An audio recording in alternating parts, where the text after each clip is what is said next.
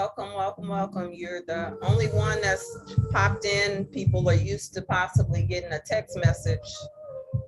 And we're going to get started in just a moment. I'm letting people get their emails with the credentials and everything.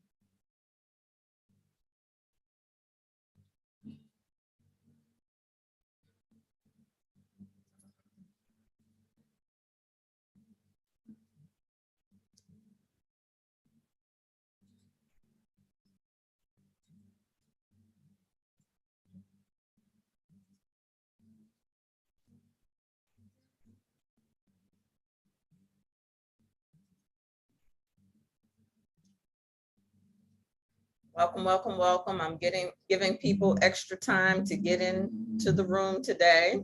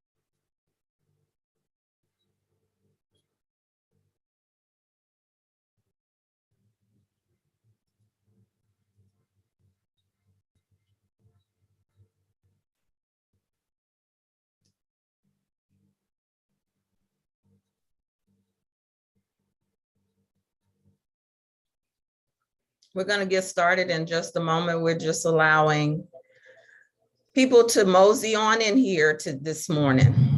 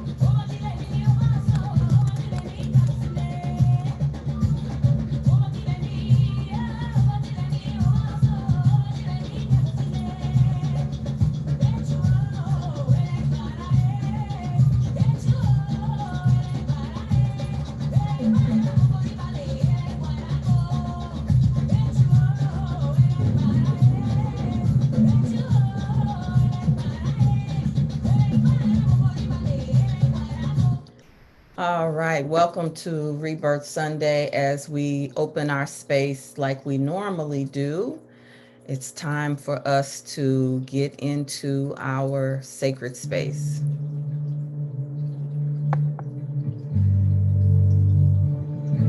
I do not own the rights to this music, but I own the rights to my own vibe up.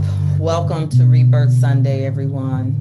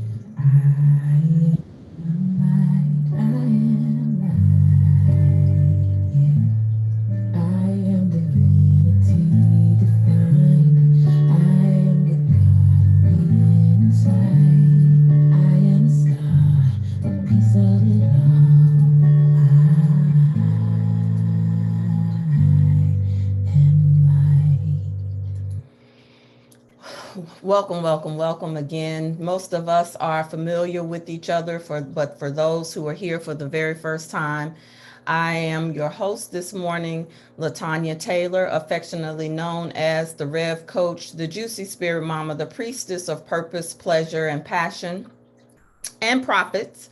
And it is my honor to hold this space of ReBirth International Ministries. Finally able to say it that way with full confidence and full conviction of this space that we've created as a ministry space for our mind, our body, our spirit, for women who are becoming the priestess of their own household. And so today I am introducing a new series to us. I've been talking about it here and there, but everything is in alignment. given the season that we are in, and the season that we've been talking about preparing our households, marking our doors, getting our mindset in order so that we won't have to become or succumb to everyone else's report. Because the question is, whose report will you believe? Whose report will you believe is the opening question that I have for you today. And I do want you all to let me know in the chat, if you have access to it, what works for you, because I am working diligently with all of these systems to make sure that you know a week in advance, a month in advance. I'm working overtime to make sure that you get the conveniences of access. However, I need a little cooperation from a tribe.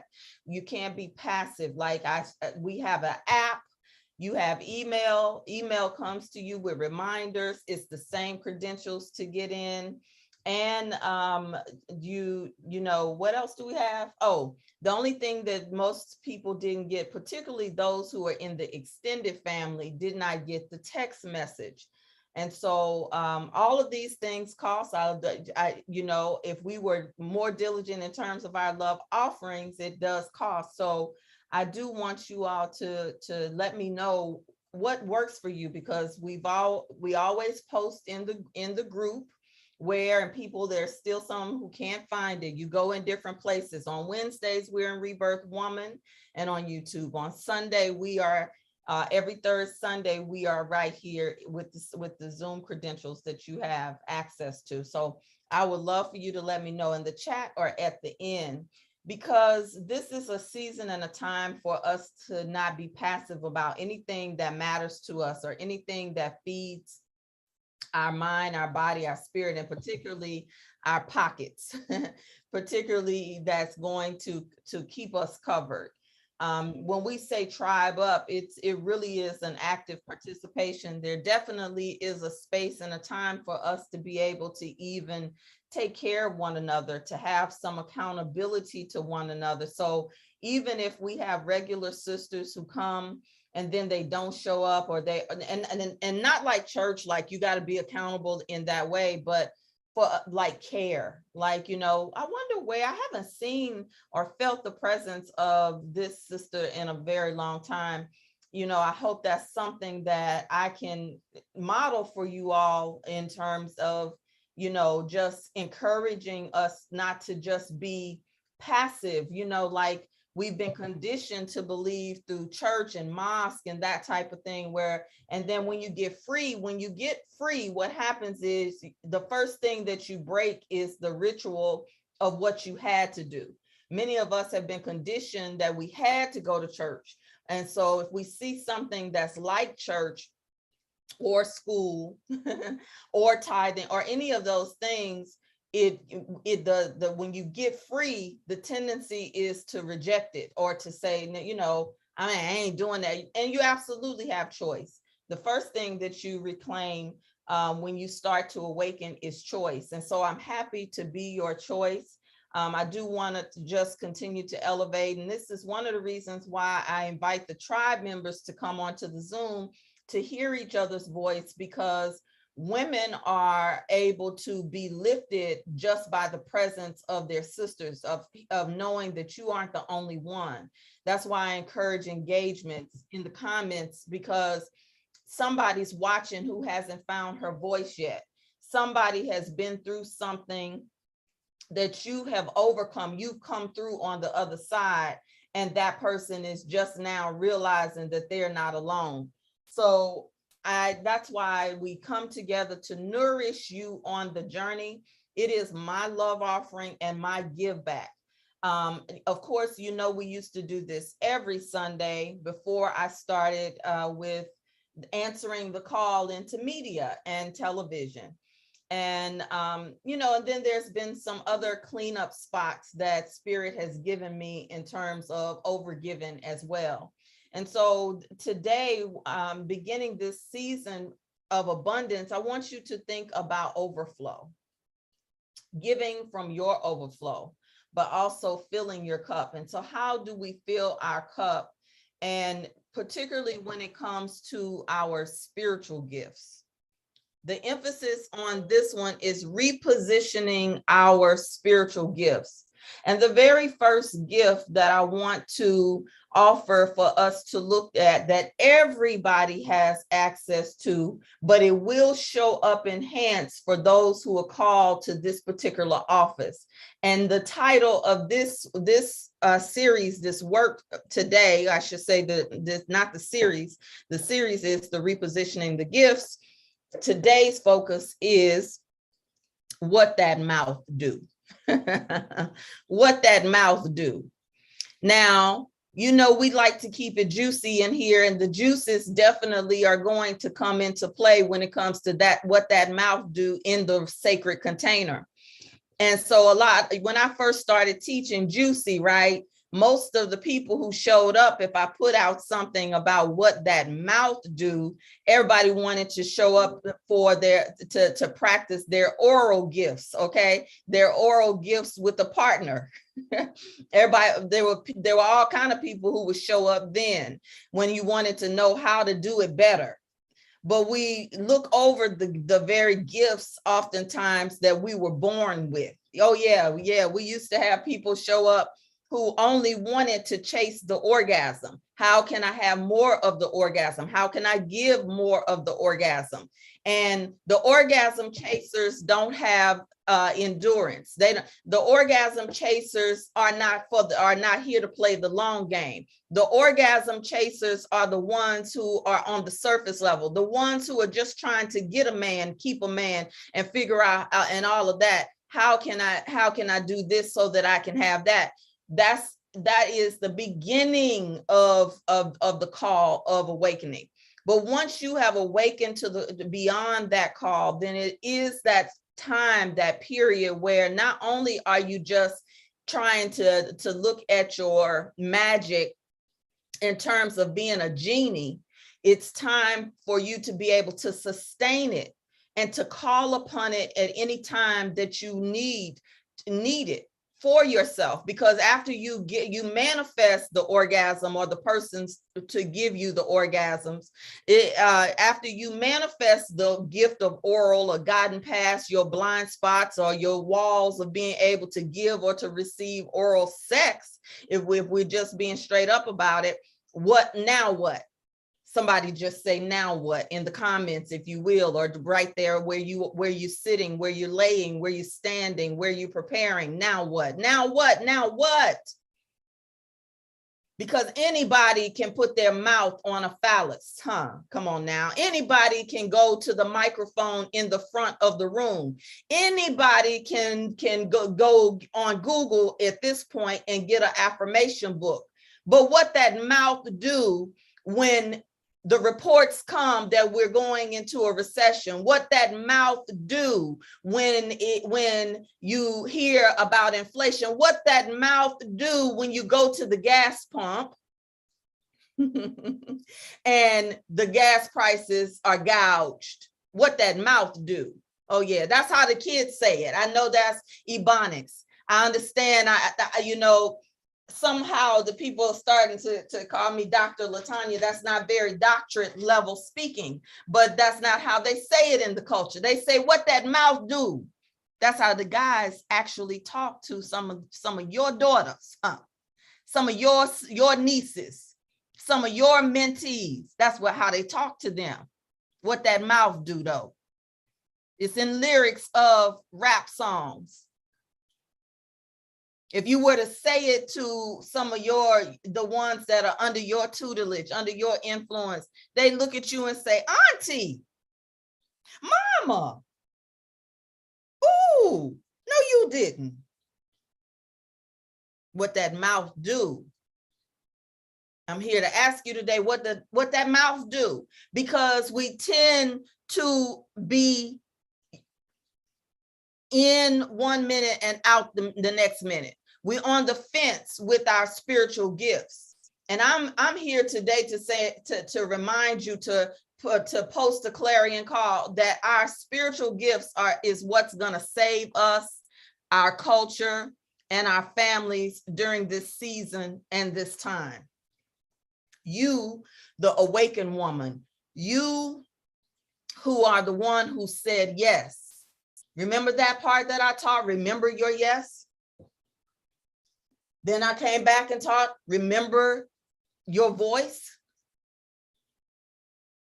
I promise you, I don't know how at times, but the Divine Mother literally orders my steps in terms of the delivery. Everything ties and connects to everything.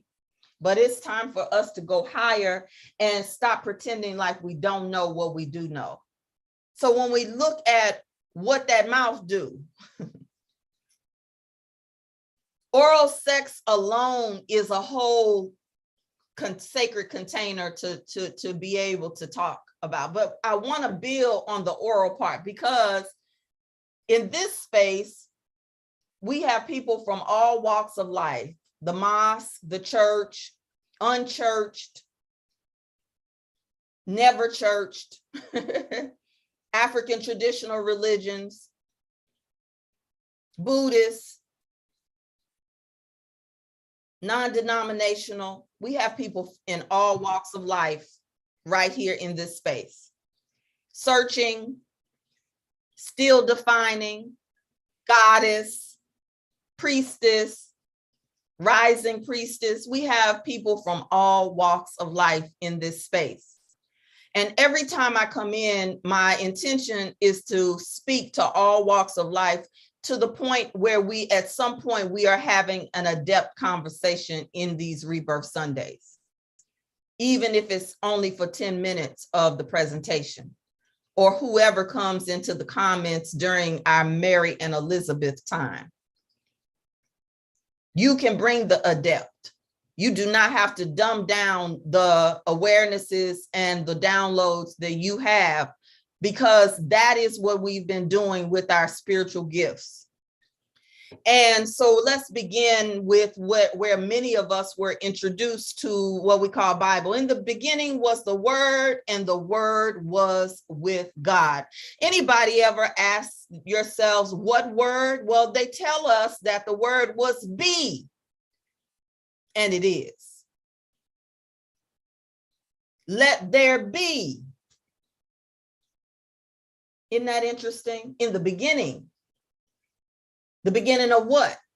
The beginning of the story, the beginning of the myth, the beginning of the chaos, the beginning of the new world. Have we ever asked that question? What beginning? Because who was there to witness with words the real beginning? The beginning of what? In the beginning, it says the creation story. Oh my God, I feel a little fire rising up in my spirit, because when we're talking about creating, it tells us in the beginning. How do you begin your day? How do you begin your new projects, your new relationships? In the beginning. What happens when you have to start over? In the beginning was the Word. What word? The religious-minded people have gone on to say the word of God, which they say is scripture. Well, there was no scripture written. There was only experience. That's what beingness is. Beingness is the embodiment of particular gifts, faculties of the mind, a mindset. And then we get more of the creation story.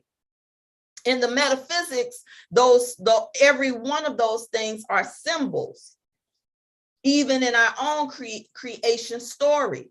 But our subconscious mind has been so programmed with hell and damnation and literalness that as children, we have imaginations. And so we literally now have a fear of snakes, not knowing that it's Kundalini energy. And our Kundalini energy can be poisonous, and it absolutely can be divine.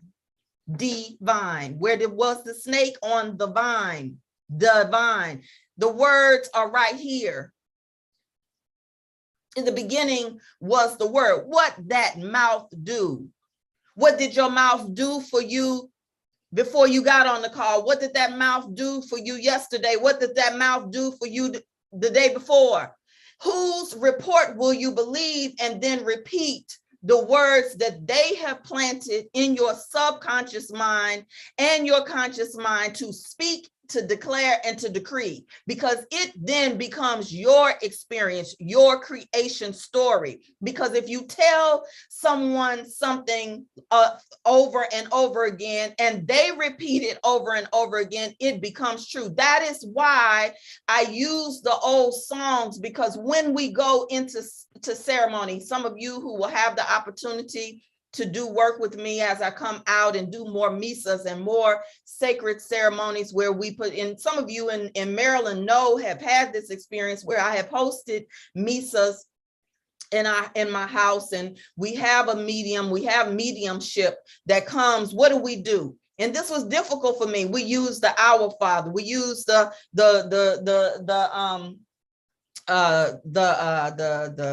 23rd Psalm, and we use the book of Psalms and other things to open the way. What way are we opening? Using things that we now have a metaphysical and alchemical understanding of. Why is it that we do that? Because the first point of contact is with your ancestors. And if they sang songs, even the slave songs that they sang in the so-called cotton fields, because all of us were not slaves. That's another piece of this in terms of what that mouth do, creation stories that we have to deal with when we rise to become the priestess of our own households, because they sang coded songs that when we get to be so such a much, we reject those things and we no longer sing those songs. I know I did. I had certain songs I ain't singing. I'm coming up on the rough side of the mountain. Come on, y'all. Y'all know what I'm saying. I'm doing my best to make it in. We don't sing that anymore when we get so such a much. We get to a place where maybe we start as metaphysics. Those of you who are from Intervisions, you know, on Sunday morning, we might sing something like, I give myself away. And I even have a little challenge with that. I'm not giving myself away. I'm worth something. But what does the song really mean? What are you really communicating? Because even beyond the words then is an attachment to feelings. But that's the next installation of our spiritual gifts. But what does the mouth do? It does matter when you speak words, you attach them to a melody and you repeat it over and over and over again. That's why we have sacred chants. So even as we evolve now, we learn how to chant.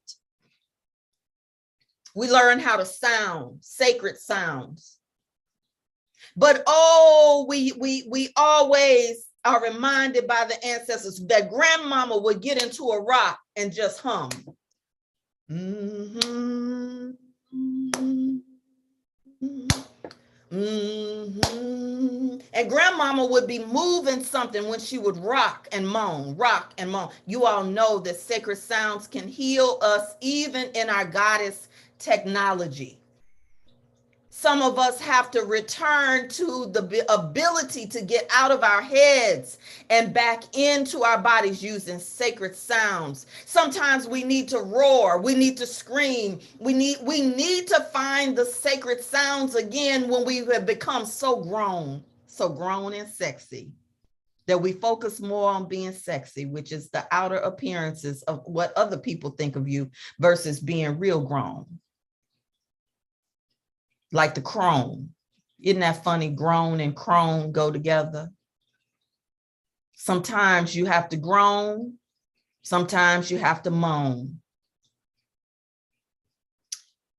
But why do I go there? Because when we look at the symbols of rebirth and repositioning ourselves, we have to look at being able to return to spirit every day, almost like a baby.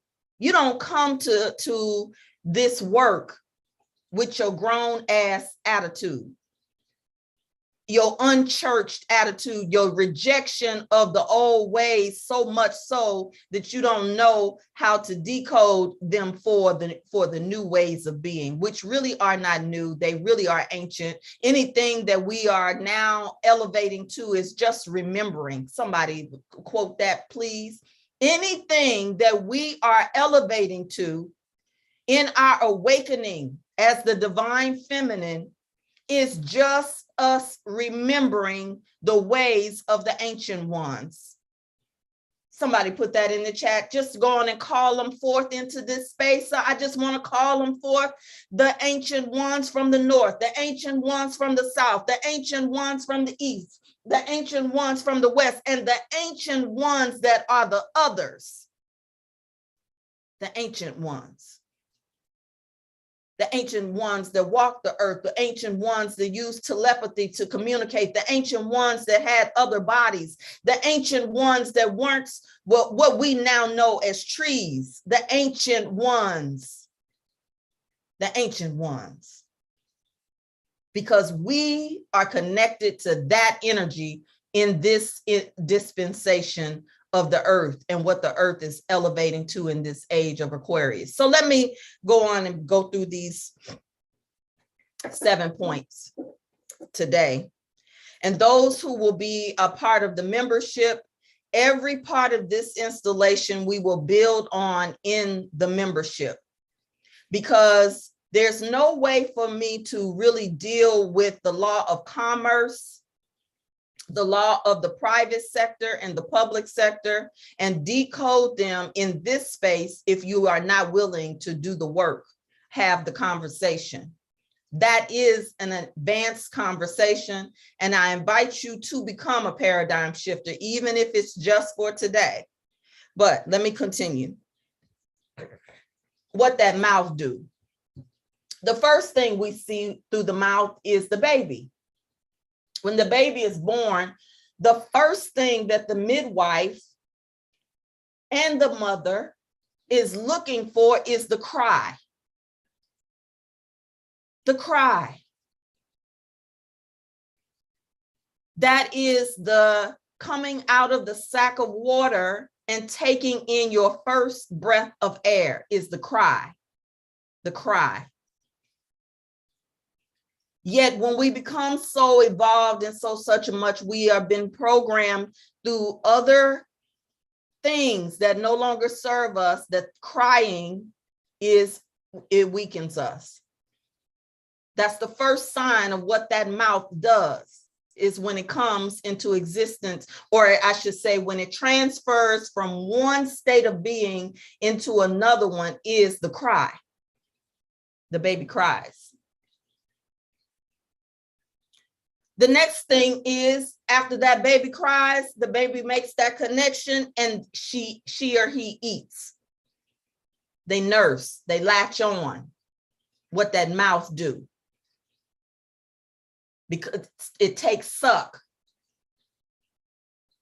What are we sucking on, and what is sucking on us when it comes to the use of our mouth? What are we nursing? What have we nursed, and how have we been nursed? Some babies are not nursed at all. They're put on, some of them are put on artificial intelligence immediately. They're put on another animal's milk. Bright lights to shock the baby. The baby is never supposed to be born under fluorescent lights. That's it. It actually is an interrupter from our divine connection with the sun, or with darkness, or with the water. Those lights in the emergency room are all synthetic, and they are in the birthing room. Now they have birthing rooms that are supposed to be designed to elevate life. But many of us, especially if you were born in the 70s, when our mothers are in the 60s, and we start going back before the 50s, people weren't necessarily going to hospitals. But let's keep on with what that mouth do. Cries, it eats. And then as the baby develops, there's a certain communications through oohs and ahs. We already talked about that, but we're going to make our number 3. The first words usually is you're looking for ma or dada, some form of recognition of the divine parentage. Now, I won't go there right now. I'm going to save that for the paradigm shifters, but the first words is ma. See, ma and or da or dada is a sacred chant. And you find that word even in your breath. It's a simulation of breath. It's a simulation in other words. And then as they progress, we see the second thing is the development of of this power to say no, stop. Why is that? What that mouth do? And then there's the development of full sentences. Now, we're going to go into this more, but look at the word full sentences, because many of us when we say what that mouth do, now we're getting into the grown part of it, the growing part of it, because we are taught sentences, we speak sentences, and we are given sentences of life, death, or years of imprisonment when we violate law. Isn't that something? Everything is in a simulation of the divine. This word sentence is about how we communicate and how we structure communication, yet it is also a judgment that is made on your life, on where how and where you're going to spend time. Sentence. What have you been sentenced to by your mouth about what has been spoken over your life? And have you ever broken the curses, the word curses that have been spoken over your life? Or are you still trying to get from under it by proving to other people your worth and your value? Sometimes it shows up with the degrees. Sometimes the degrees is really just a way to prove our worth.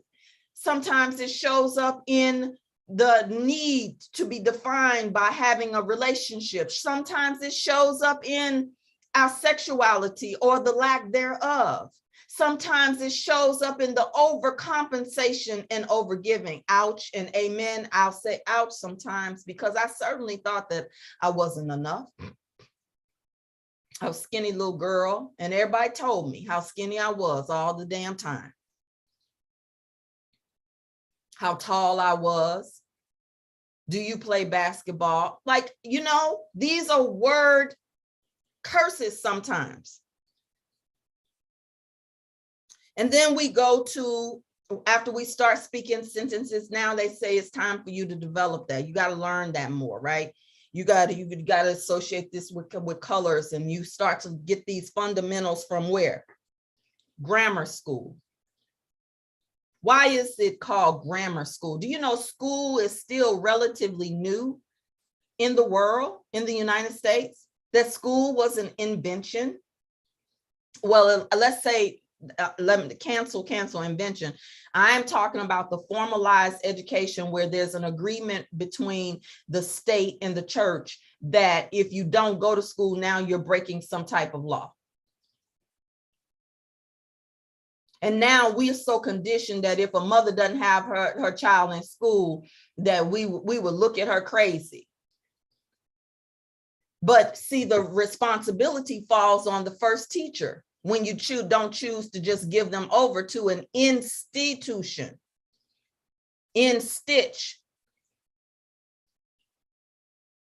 sew you up the way they want you to be. And so the first teacher, when the first teacher has to go to work, she can't teach her children. The first teacher has to carry the load of mother and father. She is emotionally unavailable often. The first teacher says that she has to do it all by herself because we've become so far away from the tribe. Now, see, I can remember And some of you, many of you are Generation X. If you are Generation X in here, drop your generation, represent your generation in here and on YouTube if you're watching. Represent your generation. Do you even know? I really want to do a whole piece on generations real soon. It's very important. Because if you're becoming the priestess of your household, you need to understand that the yes that you are saying and how it's healing generations, 7 generations before you, 7 generations behind you. What is the implications of what that mouth do? What generation are you? Talk back to me now. I'm Generation X. I know that. Latchkey kids. No, ma'am, you are Generation X. You are not a Generation Z. Karen. And see, that's important to know where you're functioning. There's a language, there were codes, there are certain things. So anyway, I was saying that as Generation X, I can remember when the tribe still helped mothers raise their children. That's why I want you to know, are you Generation X? Can you relate to what I'm saying? The narrative of it's my child, I got to do it myself. Shout out to the baby boomers in the house. Shout out to the millennials in the house. I see you. Okay. If we do have any Gen Z, honey, Gen Z is younger than the millennials. Gen Z is the ones that we need, that need us. Millennials are pissed off with Gen Xers, and Gen Xers wasn't having none of the baby boomer rules and regulations and hypocrisy. I'm going to see if I can post in the group some real great commentary from a psychologist who's doing some amazing work calling out what many of us have silenced. Do you know that many Gen Xers are just now starting to talk about the post-traumatic stress inflicted on them through the unconscious patterns and sometimes conscious patterns of their baby boomer or post-world, they call it the Great Depression generation before that. I'll get the exact name of who preceded the baby boomers, because baby boomers came right out of that time of free love, you know, and then they went and they became corporate, and then they wanted you to conform. The baby boomers are the ones who started to conform, and they expected you to. They expected the oldest child that they had to raise a lot of times their other siblings, and punished you if you didn't. You can see it represented even. Thank you. I think you are the third person who went and retrieved that. It is the silent generation. Prior to baby boomers was the silent generation. So they did not tell a lot of the tragedies and the suffrage that they experienced. They didn't pass on the stories. That's where a lot of our stories died, what that mouth do. So even when we are doing paradigm shifters and some of the future work that I plan on doing, your genealogy is very important. And so when it comes to what that mouth do, let me continue. Let me get back on the last point. I probably should add 2 more points. And that is, when we go to grammar school, let me finish this point. Then when we go to grammar school, we begin to be taught how to speak properly, how to code colors, but grammar school is a code word in the etymon, which the etymon tells you the root and the origins of words that we now use, called etymology. It is grimoire. The very root of it is grimoire, the book of spells. Do you think that it's an accident? No, because melanated people on the earth have a sworn enemy.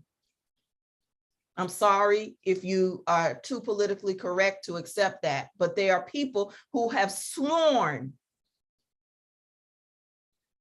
for the demise of the melanin the melanin, the mother of civilization, in all forms of what she produces of her children and those who support her. So the book of spells is a real thing. It is documented, it is traceable. So that is why oftentimes the more education that you have, the more difficult it is for you to awaken and break certain patterns of thought and thinking and ways of being off of you, the more education you have. Because you've been taught what to think, not even how to think. Unless you went to private school or you went to those schools, Montessori schools, that let you discover how to think and how to learn according to your learning style. Everybody has a different learning style. When we talk about our spiritual gifts, there are general ones that many of us have, but this one around our mouth is important. Why am I going through this? And I'll close with the etymon. Etymology is very, very layered and important because English is a bastardized language. We even have that when you go in school, you start to have to take an English class. You take a literature class. Whose literature? And what about this is where we even take a class called history. And now when it comes to our history and the silent generation, you're going to formalize education. You're in a generation that's been terrified, traumatized, and terrorized by their own government. And now our stories start to die. Our identity of who we are, not just on the earth, but in terms of our genealogy. And we believe his story over the truth of who we are. And the biggest, I'm still undoing things that I didn't know. I knew, let me tell you, I knew in my genes. I'm not saying I don't have any connection to Africa, but I knew I was not African. Now, I knew enough through my own grandmother who told me that we were Choctaw, traceable, documented, can see it, pictures. I know where my people are from on my father's side. There's less history on my mother's side. There's talk about silent generation and the book of records and how we have to trace these things. I didn't know that African ancestry and ancestry.com were all governed by the Mormons, that they were owned by the Mormons. I didn't know that that's key because when it comes to a lot of the missing records of who we are in our oral tradition, they are in their books. They're in their libraries. It's not just the Roman Catholic Church that has a hidden library. That, you know, there was a period where they burned the books, where we forgot that we were indigenous here to the land. Oral tradition, what that mouth do. I had to go through all 8 of these phases, to the etymology, to the his story, because you rising to become the priestess of your own household, activating your spiritual gifts, it is very important the words that come out of your mouth daily.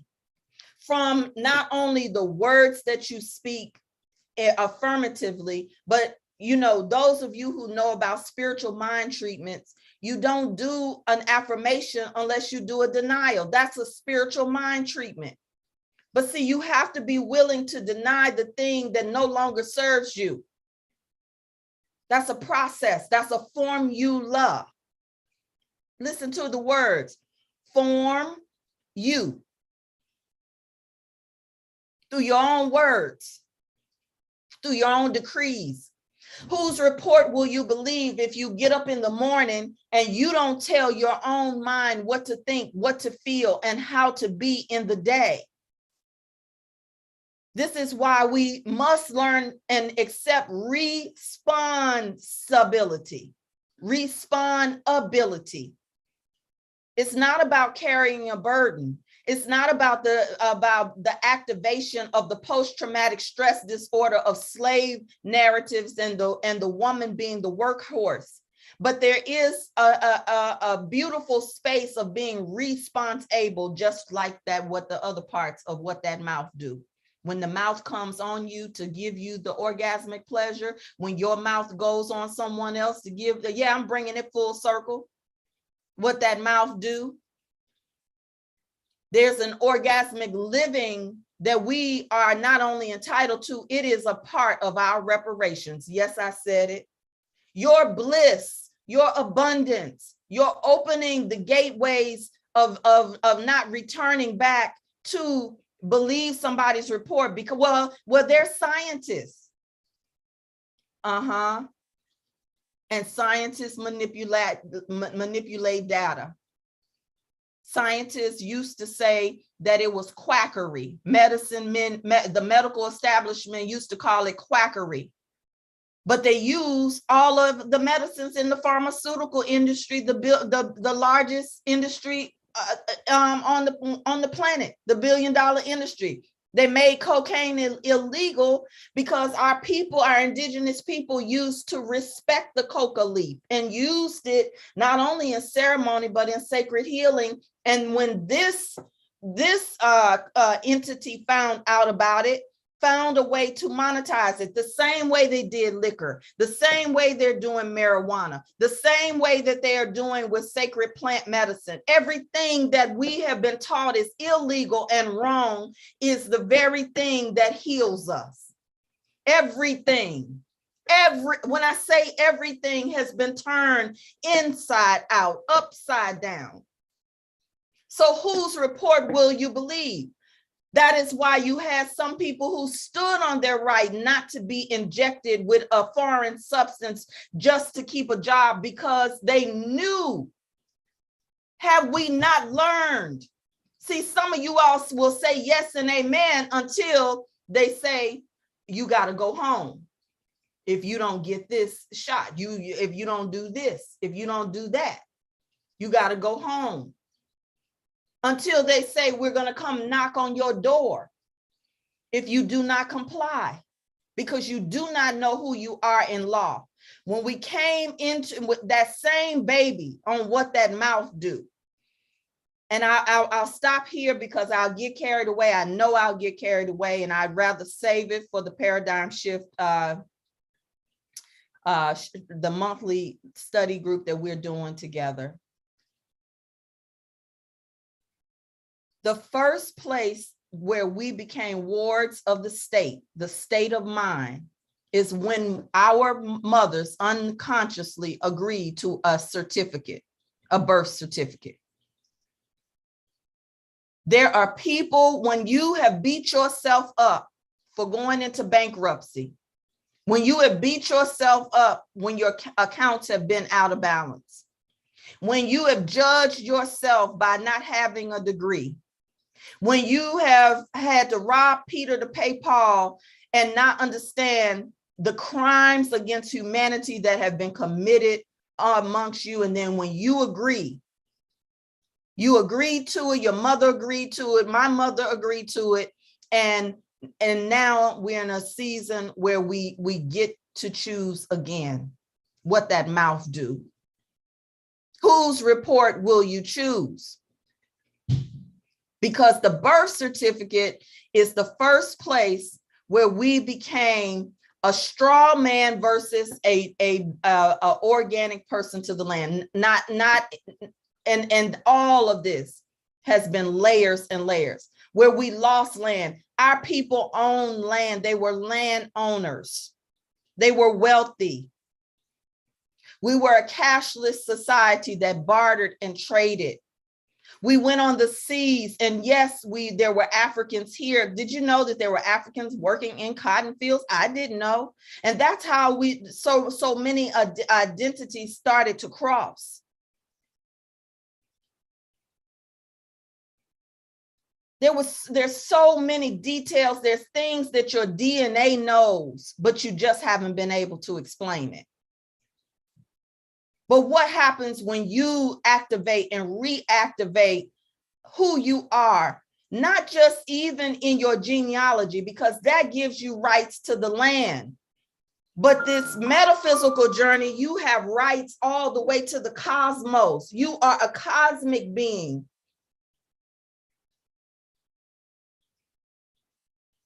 With cosmic power. And you are key as mother of civilization to recognize everything on this planet has been encoded to keep you asleep and not speaking the power of who you are. Your spiritual gifts, and I haven't even gotten to your gift of sight, your intuition, your prophetic power.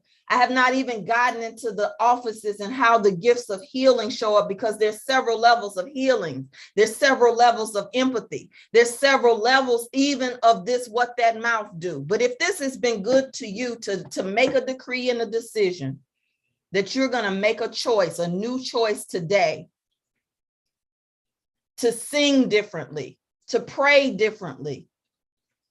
And if you don't know how to learn how to humble yourself like the baby, to cry out for the instruction that you're not losing anything, to humble yourself, to reset, because in the beginning was the word. And I want you to answer when you come to the Mary and Elizabeth portion of this sharing. Whose report have you believed? I have believed so many false reports and narratives. Sometimes they're my own. And sometimes I have to catch myself even with the forecast and how to decode the forecast of what's coming. Have you started to prep your homes? When people was telling you to start stocking up, did you stock your shelves? Do you even know how to shelter in place since the quarantine in a proactive way? Do you know how to make fire naturally? Do you know how to treat a wound? Come on, sisters. We are the medicine women, and it's time for us to become active and activated on all cylinders. I am learning so much just by gardening again. Even though we've been doing it for a while, I'm learning because I'm not as active as my husband would be. Livestock, the responsibility of livestock. There are some of us who are the weirdos of our family, are considered the weirdos, but you don't know you are the anointed one called for a time and a season such as this. And if they don't get on board, this is not the time to try to wake people up and force feed them to understand what you understand. This is a time for you to tribe up and to link arms with others who are nearby in your zip code or across state lines, so that you will have exit plans. You will have plans to eat. Oh yes, it's that season. And guess what? The others have always and already been doing this. There's so much more I can say when it comes to abundance in cryptocurrency and saving in silver and gold right now. But would you think that this is a good segue for a part 2? I just wanted to lay the foundation in those 7 points, really 7.5, maybe 8 points of what that mouth do. I thank you all for coming into the space. And now this is the time where I want to go right into your sharing. If there's something you heard, and then we will have a little intermission to anchor ourselves and then go into our prayer. I want you, I don't know if you can feel me through the picture, through my spoken word, but I'm feeling this thing resonating all throughout my body. And I'm so excited about paradigm shifters. You can begin to take yourself off mute so I can know. Raise your hand if you can. Come on into the room. I want to invite you to Paradigm Shifters. Is only $29.99 or $29.97, I believe, for the membership. If you want to join only one time, then it would be $49, because the information that you get in one Sunday is going to connect to the next Sunday. that we've been talking about doing it. We've been building up to it. This is the time, this is the season for us to create these spaces and paradigm shifter. The focus and paradigm shifter will be the business of family. Love is law, family is business. Many of us have not been taught that love is law. What law? She is the mother of all law. The metaphysics, we get the metaphysical. Some of y'all got the metaphysical. Some of you even got the alchemical. You work with plants, medicines, herbs. But how can you apply it to commerce, to debt and credit? Many of us I didn't know that there is consumer law to protect us, and we've never been told, right hidden, right in plain sight, that we willfully volunteer for everything that causes us the most pain, including so-called paying off debt, because there is no money. Since Nixon, there's only accounting, promissory notes. And consumer law is what protects us. And that is why credit repair and paying people for credit repair is a scam, because you can't repair.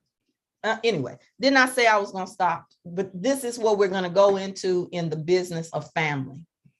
These are the things that make us keep secrets, suffer in silence, wear shame and arrogance, because we don't want people to know why we can't really show up to be juicy, why we can't really show up to be the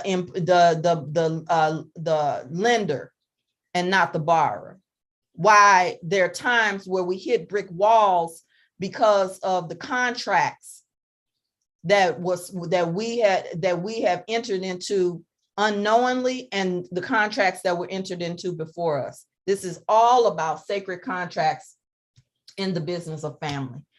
So that's what our focus is in the paradigm shifter group. I'll see if I can get the link for those of you who want to join in today and still get in. All right, this is the Mary and Elizabeth time. Come on in the room. Come on, come on. Anybody had a belly jump that you need to want to share at this time? I want to say thank you for correcting me on the Gen X. Okay. You and I have had that conversation before. I thought you told me Gen Z, but I do remember Gen X being used a lot when we were younger. But I thought that was not like teenagers, but like in the 20s. I remember hearing Gen X a lot in the 20s, and I thought they would talk about the folks younger than us, these young skateboarders and stuff. That's what I thought. No, that's us. I mean, I see someone say in the chat that they didn't know what to expect from us, and I think it's still the same today. But that helped me out a lot. So because I never knew about this stuff. I would hear Generation X. I remember baby boomers, and ever since I keep hearing a new one come up, and I never just really sat and thought, what is this about anyway? Because I kind of don't like labels so much, personally. And but I still use labels. I'll use labels on other people. And so that's something that I'm working my way out of, period, is allowing people to be. It is the biggest thing for me, allowing them to be and allowing myself to be, and just being quiet more. And sometimes I will come out and express myself. But it's, for the most part, we still like to keep it quiet, and we were told what to think, and that is something. I mean, it's nothing I could do about it, and the lessons learned still good for me. But being told what to think, when someone said that in the chat, and we were. I mean, I literally watched my grandma do what she did as far as being concerned. I watched my mama do it, and then I did it, and now I'm on the other side of that. Like, how? Why didn't somebody? Because I have a friend that says that her daddy always taught her to think for herself. So even though she real religious, she still her daddy some kind of way, maybe not metaphysically or whatever, but he always told her to think. I didn't have anyone to tell me to think, and I did have thoughts, and to myself stuff that I knew organically in my body. You know, when I was in college, when I went to college, yes, I was book wild a little bit like everybody else, but I was always drawn to the dorm that had the lake and the trees behind it. Always have. I wanted to be around nature. When I'm done acting buck wild, when I go to my dorm that's facing the window facing the lake, and I open that window up and let that air in and just gaze, you know. But and in college, actually, when I was gonna start learning about spiritual stuff, you know, the city kids is what I quote unquote, the city kids from up north always seemed more enlightened. They seemed different from us. Mm-hmm. So there was a someone who was starting to teach. He was starting to get the little groups to join in on the campus on the grass. I guess we were gonna be the hippies or whatever. We were kind of hippie-ish a little bit, but I slept with him, so I didn't get to learn. It's okay. I'm just gonna throw that in there now. I am who I am. I am who I am. And this is to train people. And so I went along with the program. You know, I stayed in college. I did what I saw mom and them did, what they say. This is what you're supposed to do. You go to college. You know what I'm saying? After that, it's time to get the house with the picket fence, the dog, and the cat and two kids. This what you Yeah.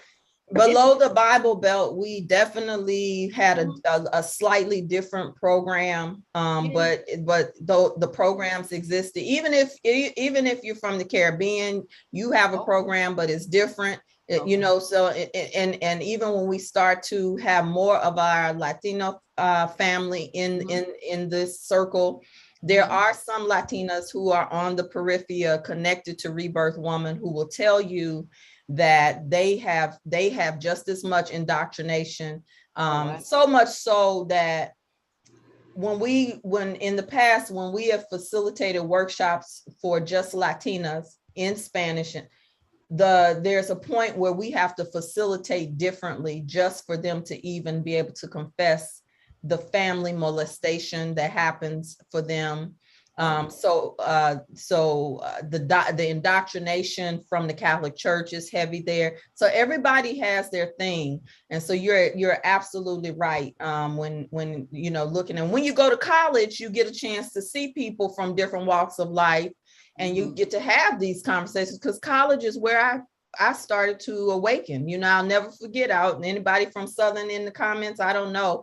TT Elaine building in Baton Rouge was a wake up call for me. The business building was the place where I awakened. And I think that's very significant to my journey. I'll never forget TT Elaine sitting outside hearing two people talk about some enlightenment. And at that time, it was the Nation of Islam.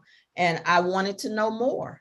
So it's in us, though. It's in us. There's something that each one of you all were called to.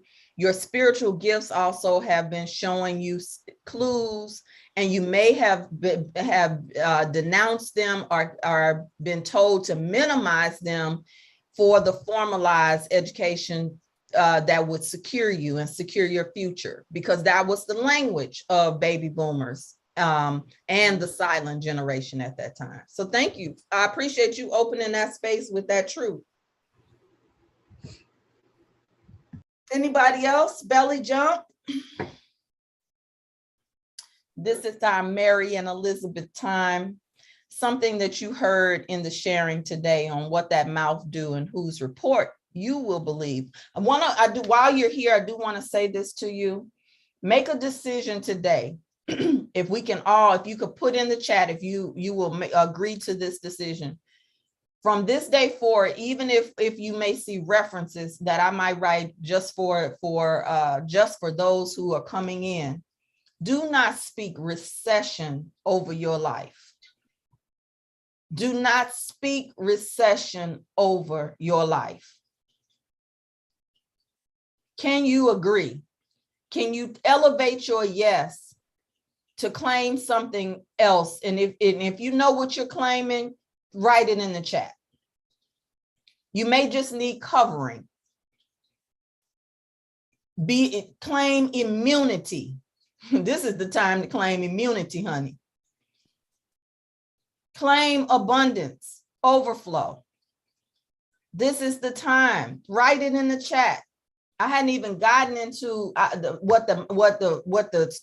written word, because that's a spiritual gift as well that activates you. Write it in the chat. Okay, who else? I see nobody saying yeah. Okay, thank you. We got one that's claiming overflow. Hallelujah. Don't send a direct message to me. Put it in the chat so everybody can see it. It's not just a conversation with Rev Coach. It's with your sisters. This is what sisterhood looks like. All right, who else? Mary and Elizabeth. Who's the Elizabeth to my Mary and or the Mary to my Elizabeth? Who else is? Hey, Latanya, can you hear me? Hi, sweetheart. Yes, I can. Hey, beautiful rising to you, everybody. This is Janae. So many moments, but I was writing something down when you first started with in the beginning was the word. And then I wrote the rest of the scripture. In the beginning was the word, and the word was with God, and the word was God. And then I added God is.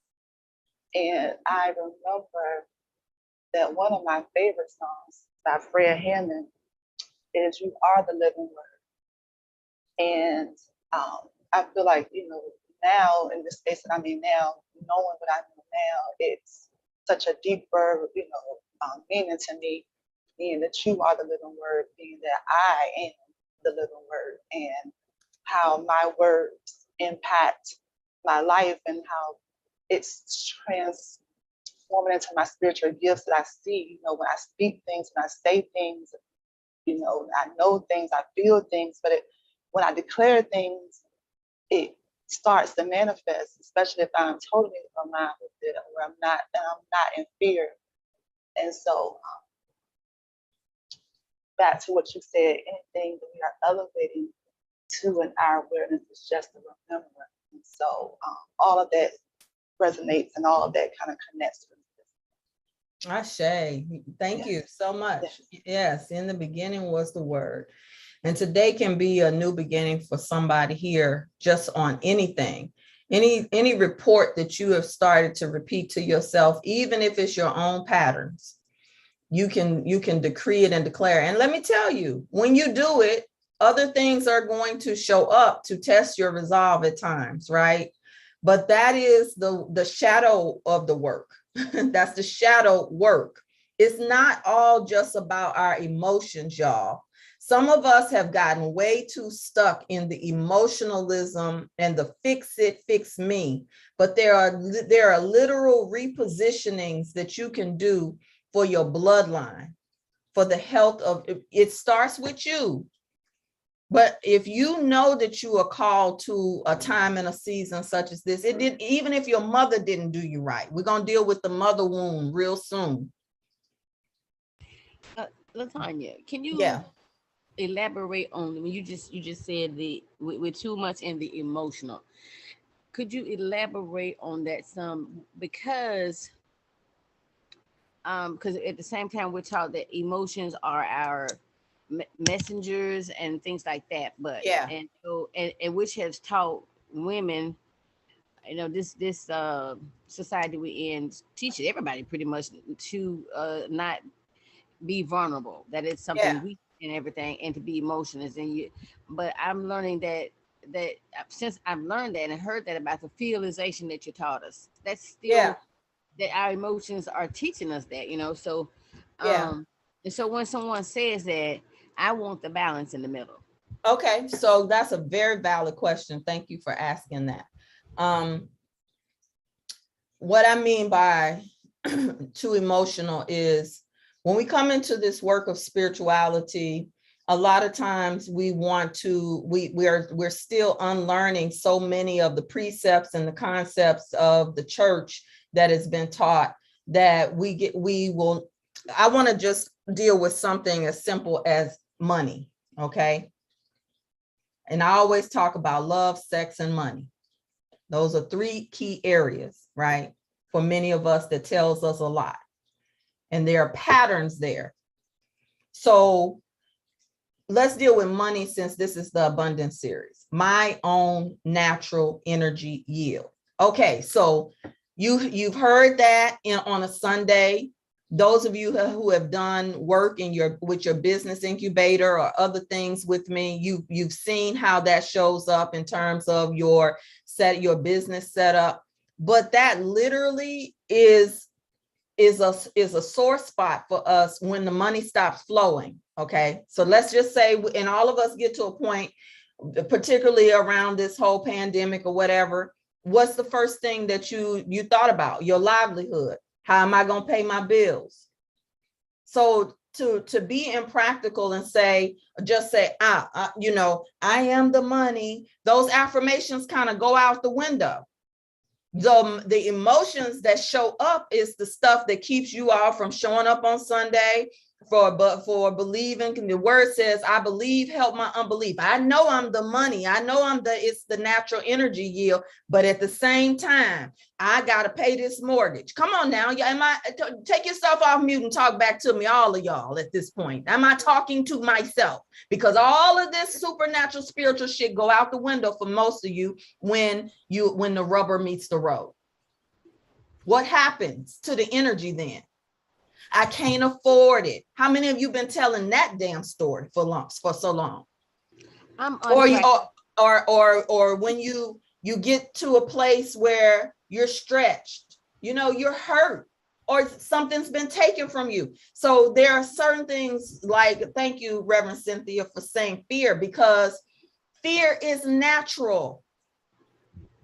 But fear also, and it can also be, we can be so fear-based in our relationship with something like money that we have a response now that is a built-in response.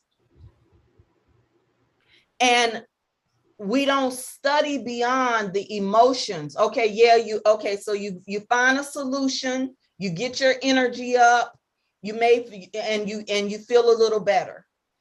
But in the times that you're feeling better, what do you do with that time? Do you just go back on automatic, or do you say, I'm going to make a new choice and new decision that I will never be in this position again? What do I have to study? What do I have to unlearn? What is the new habit of abundance, of prosperity that I get to create? Because that's when you become my own natural energy yield, your yield. What you yield, if you are just yielding it on an emotional level or on a habitual level, then that's what you're going to get. The yield is the return of the investment. That's the language of money. The yield is the return on the crop that has been planted. When you go get a yield as a farmer, you have planted crops, you cared for crops. And even a farmer, when they plant crops, does not control the weather. A storm could come, anything could come and knock over your plants, flood your plants. That's happening right now. And that changes your yield. Right now, they're saying we have a food shortage, not because there's not enough yield, but because men in suits want to protect the 1% and gauge up prices to make money back that they lost in a pandemic that they created. That is man-made. And what's happening right now is there are several levels of spiritual warfare that is happening against our mind, our body, and our soul. So there's what man is doing that's creating drought, that's creating chaos. And if it sends you into fear, because the first thing that they come to attack for us is our emotions. That's why they were able to take the land and give us the Bible. Ooh. Because we are loving people. If you study the history, when Christopher Columbus and all them people came to our land, everywhere that they touched down, there was disease. They got sick. They brought diseases to the land we didn't even have. Our people took care of them with medicines. They knew that we had unlimited access to gold and all of this, and oil and all these different things. Study your history. The conquistadors. So we never have been a people that have been controlled by imaginary numbers, because your birth certificate has been traded on the stock. You are the stock exchange. You are the stock exchange. I'm going to teach you, I'm going to give today, those of you who are in Paradigm Shifters, I'm going to give you the website, go look it up for yourself and see how many times your birth certificate has been traded by corporations, and why you are struggling and in debt, and you're paying for things 2 and 3 times. Do you know your mortgage is a death contract, mortgage? And the banking system is the last institution to fall, and they are fighting for dear life. Now, how do we learn that in the metaphysical? Come on now, Reverend Cynthia, take yourself off mute. Are we not taught that the ego is the thing that separates us from God? We're taught that the ego is governed by fear. We're taught about ego. We talk about the miracle working consciousness and what gets in between us and God. But we are not taught about the species and the entities that are born in ego. Their God is ego. And so and one of the gods that they are giving us is this artificial intelligence through technology. Go watch American Gods from the very beginning. There's a God of every little thing. And in the series, they show you that there's a God, there's a war between the gods. The old gods is what they call it, and the new gods. A part of the new gods is technology. That's these things. The Honorable Elijah Muhammad said that your enemy will always give you a peep through what he's doing in his movies. Mm-hmm.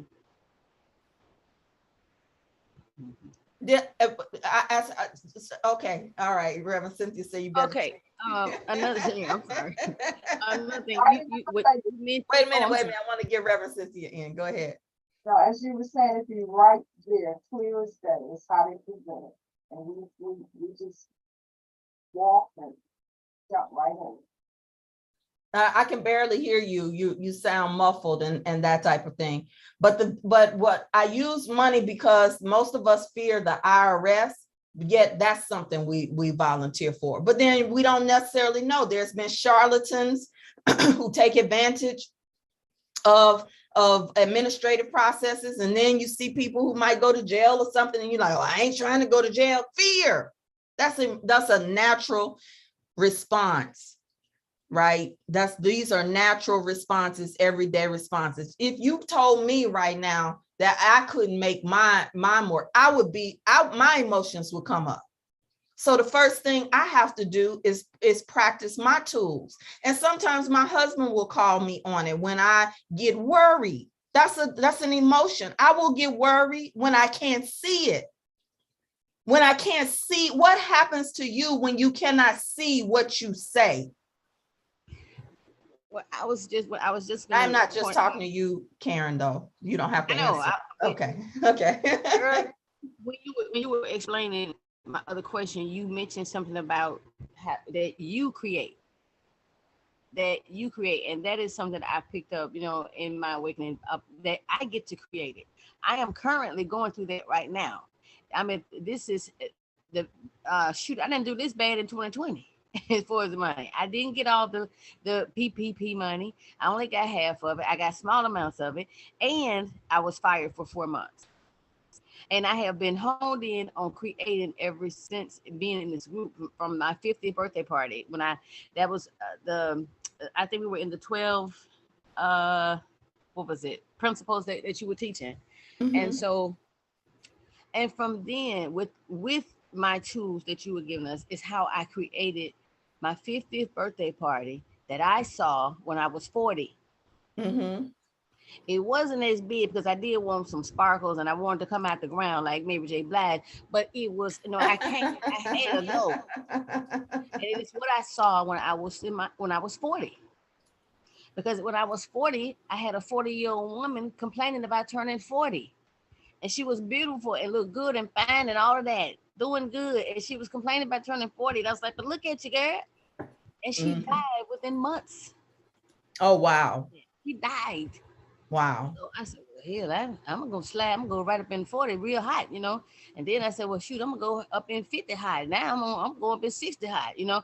But I created that part. It's something that I had a fear of and a frustration about, because whenever I'm trying to create, I get opposition, I get resistance from people, and I gave up on creating like that. But it is always been, when I was in college, when I've always, what I see in my head, I want to get out. I want to create it in front of me. And that's how I've always operated. Even when I was a Christian, you know, I just had the faith to do. I just learned that with my mouth, I can create things. And what I say I'm gonna do, I do pretty much. Yeah, Right. many, I'm sure many people here can relate to, you all are some very accomplished women in this circle, period. So I want to hear from someone else. We've gone over significantly. I just saw the time, you know, I always appreciate the dialogue. I'm going to end it on, if you're watching on YouTube, I'm going to end the YouTube. That's why